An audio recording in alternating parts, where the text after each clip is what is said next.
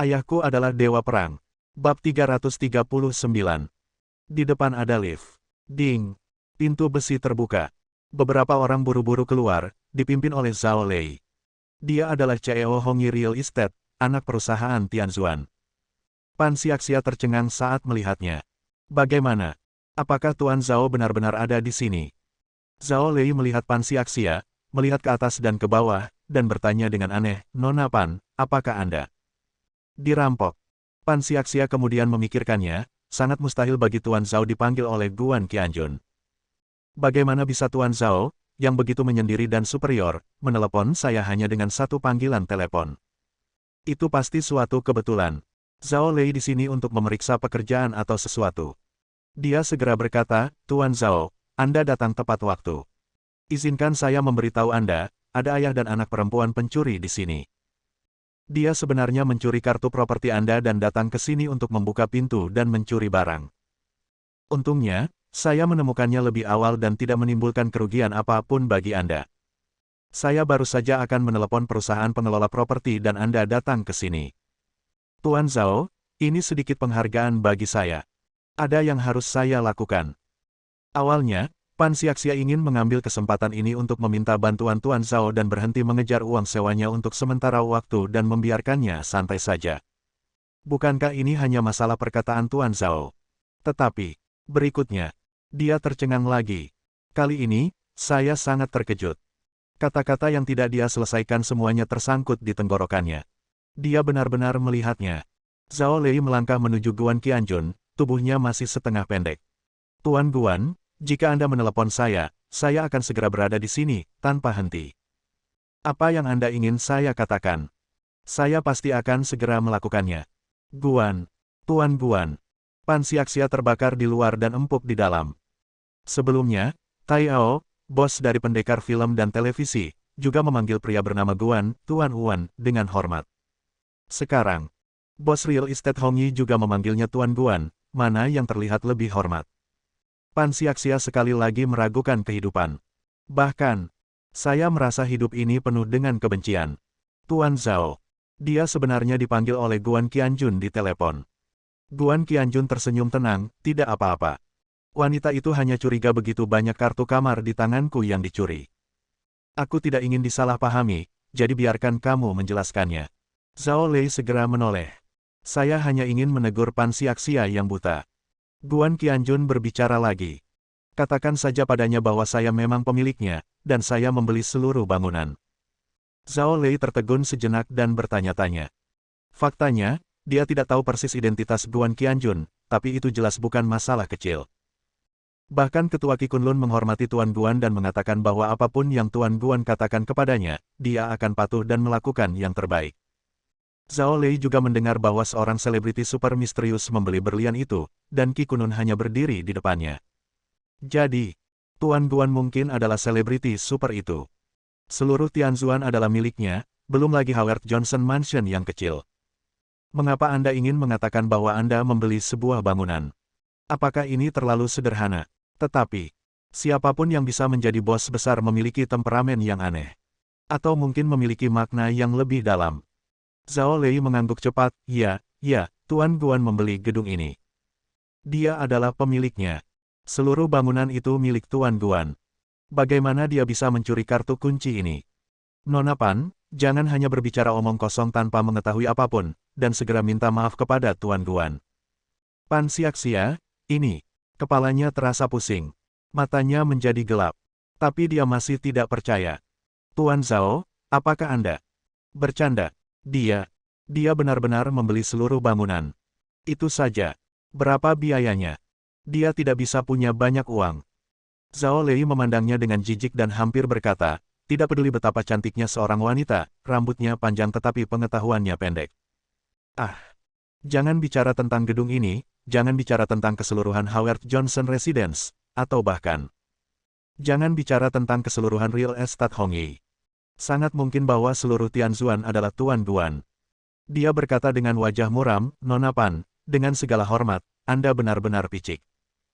Secara logika, bintang seperti Anda tidak akan memiliki mata anjing, tapi menurut saya, sepertinya kamu memiliki lebih dari sekedar sepasang mata anjing." Pan Xiaxia, ini. Dia sangat marah. Rasanya seperti saya telah ditampar beberapa kali di wajah saya. Guan Qianjun melambaikan tangannya, baiklah. Tuan Zhao, jika semuanya baik-baik saja, saya akan meminta Anda untuk datang dan membuktikannya, sehingga tikus tertentu tidak akan selalu histeris. Qian berkata dengan serius, Paman Zhao, izinkan aku memberitahumu sesuatu. Ketika bibi itu mendengar ayahku berkata bahwa dia akan meneleponmu, dia terus mengejeknya, berpikir bahwa ayahku tidak mungkin meneleponmu. Zhao Lei dengan cepat menyatakan kesetiaannya. Jangan minta saya untuk datang. Tuan Guan meminta saya untuk mendaki Gunung Pedang dan Lautan Api. Saya tidak akan ragu.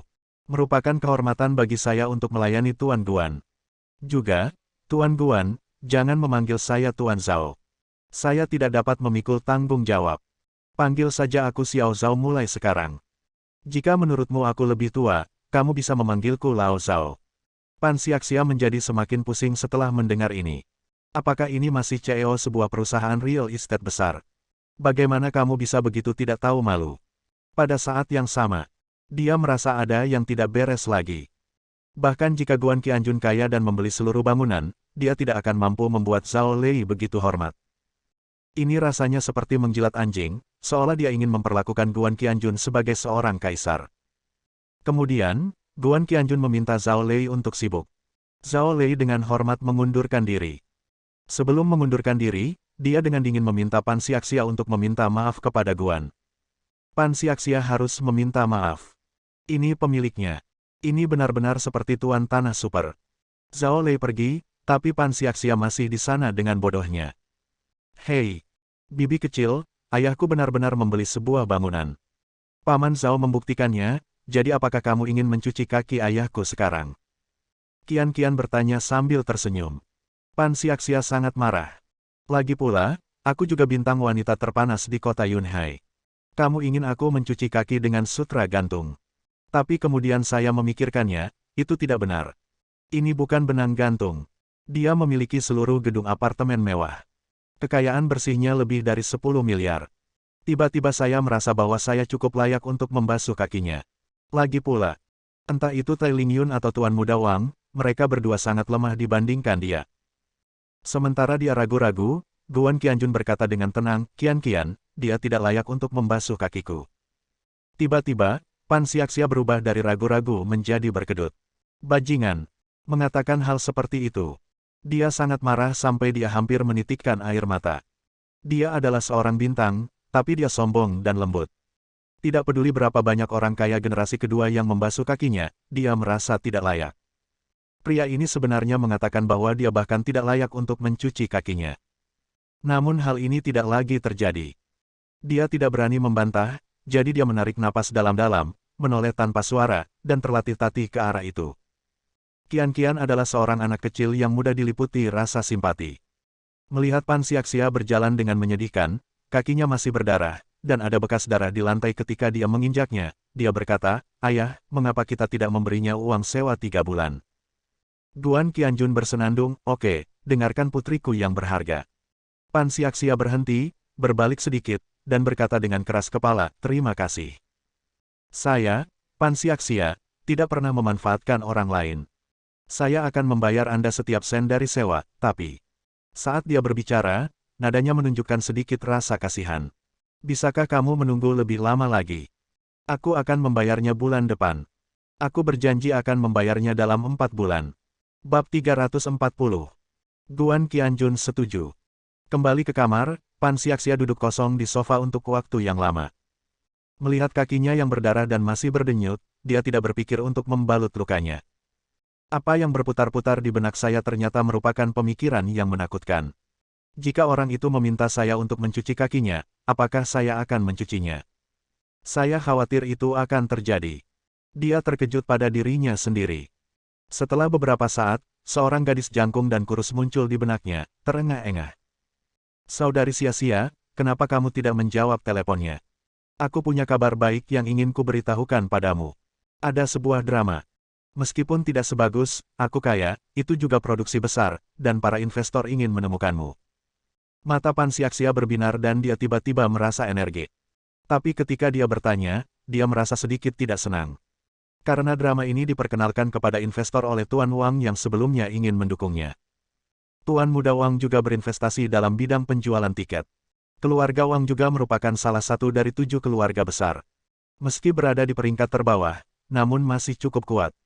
Wang Mingkuan, Tuan Muda Wang, juga seorang pemuda terkenal di kota Yunhai. Bahkan lebih tampan dari Tai Lingyun. Pan Xiaxia tidak mau pergi, mengatakan bahwa pria itu tidak baik. Saat dia berbicara, dia bergidik. Aku merasa ada yang tidak beres dengan diriku. Asisten itu tersenyum pahit dan berkata, Saudari Sia-Sia, ada apa denganmu? Pernahkah kamu bertemu banyak bajingan dan boros? Tidak bisakah kamu menangani semuanya? Selain itu, kamu adalah pemeran utama wanita nomor 1 di Aku Sangat Kaya. Ya, tapi sekarang, kamu tiba-tiba direnggut.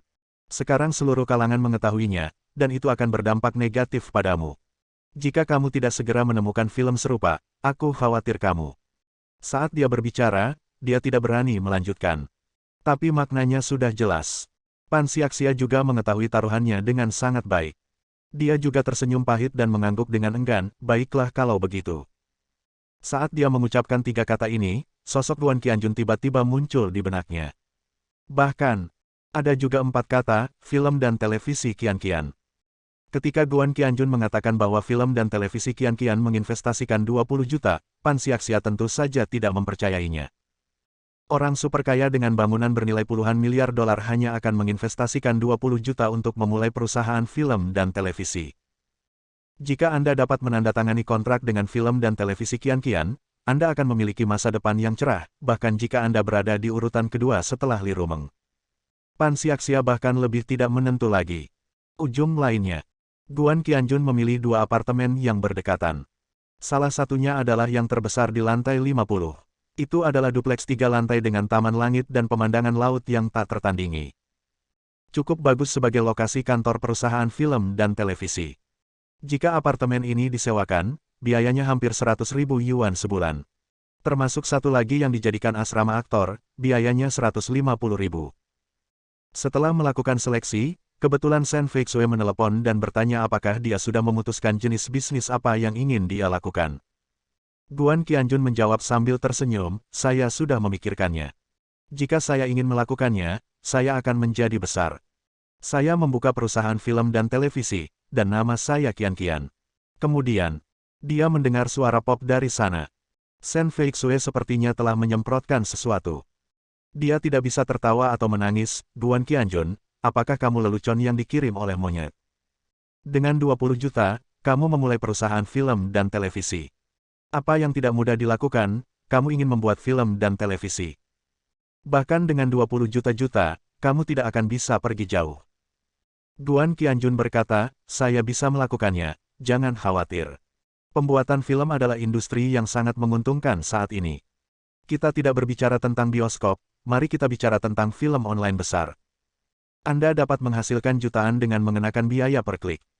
Shen Feixue berkata dengan marah, kamu hanya sedikit lebih baik daripada orang tuaku yang menggunakan 20 juta untuk berjudi atau semacamnya. Menurutku ini tidak mungkin. Aku sudah bertanya, 20 juta. Sebaiknya Anda membuka perusahaan dekorasi atau pusat furnitur atau semacamnya dan menghasilkan uang dengan jujur. Saya akan mencarikan tim teknik untuk Anda di sini. Guan Qianjun sedikit tidak sabar, saya akan mengembalikan 20 juta itu. Shen Feixue, Shen Feixue, apakah ini sikapmu? Guan Qianjun berkata dengan tenang, saya tidak memiliki sikap apapun. Saya serius. Jika Anda ingin mengambil kendali atau ikut campur, saya akan mengembalikan 20 juta kepada Anda. Saya, Guan Qianjun, akan melakukan apa yang saya lakukan sepanjang hidup saya, jadi tidak perlu orang lain memberitahuku apa yang harus kulakukan. Anda. Shen Feixue sangat marah sehingga dia menutup telepon. Di sebelah Guan Qianjun. Qian-Qian khawatir, sudah berakhir, kamu dan Feixue bertengkar lagi. Tidak apa-apa. Guan Qianjun mengungkapkan optimismenya, tidak ada pertengkaran antara pria dan wanita. Ada juga perkelahian dan pembunuhan. Ini akan baik-baik saja dalam beberapa hari. Qian-Qian bertanya, kalau begitu, apakah kamu akan putus? Aku tidak menginginkannya. Guan Qianjun menggelengkan kepalanya, tidak, dia tidak bisa melepaskanku. Jangan lihat dia sekarang. Dia menutup teleponku. Jika dia ingin putus denganku, dia akan menangis sampai mati. Jika aku melamarnya putus dengannya sekarang, lihat. Dia harus datang dan membunuhku. Qian, Qian, ayah, kamu terdengar luar biasa, jadi aku akan mendengarkanmu saja. Sekitar pukul 6 sore, Guan Qianjun membawa Qian kembali ke Grand Theater. Di panggung teater kecil, Li Rumeng tampil giat. Di antara penonton, beberapa aktor lama tampak kesal. Nona Li, tolong terlihat sedikit lebih angkuh ketika Anda berkata, setelah Anda kecanduan kesepian, Anda tidak akan lagi menginginkan cinta. Orang ini. Sayang sekali. Aku belum pernah melihat aktor seburuk itu.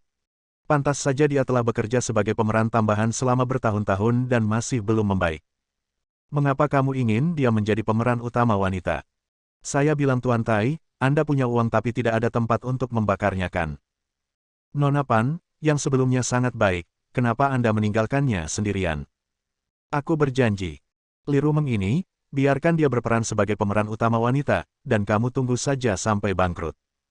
Ya, memanggilnya racun box office hanyalah sebuah pujian. Itu sampah. Tai Ao juga berada di samping, tersenyum pahit. Di atas panggung.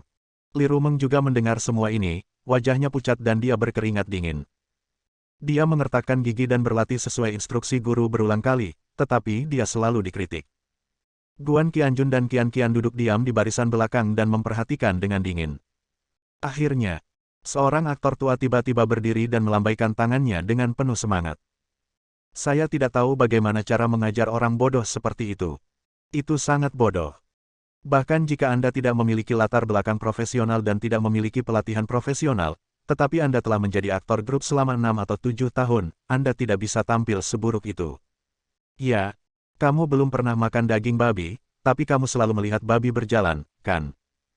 Aktor tua lainnya menggelengkan kepalanya, jarang sekali menjadi sebodoh itu. Beberapa aktor tua berdiri dan berkata mereka tidak tahu cara mengajar. Bahkan dewa pun tidak bisa menyelamatkan orang bodoh seperti itu. Tai Ao hampir menangis. Li Rumeng di atas panggung hampir menangis, dan mentalitasnya hancur total. Dia menghentikan semua gerakan dan berjongkok di tanah dengan lemah. Dia juga kelelahan. Tidak masalah jika kamu lelah, yang buruk adalah kamu sangat lelah namun tidak ada yang mengakuimu. Tentu saja Li Rumeng juga tahu bahwa ini juga tanggung jawabnya. Pada saat ini, sebuah suara malas terdengar dari belakang mereka. Kamu bodoh dan menyebut orang lain bodoh, itu lucu sekali. Tiba-tiba, para aktor tua itu menoleh dan berteriak pada Guan Qianjun. Tai Ao tampak malu. Guan Qianjun berkata sambil tersenyum, benarkah? Ada pepatah yang menurut saya sangat masuk akal. Tidak ada siswa di dunia ini yang tidak bisa mengajar, yang ada hanya guru yang tidak bisa mengajar.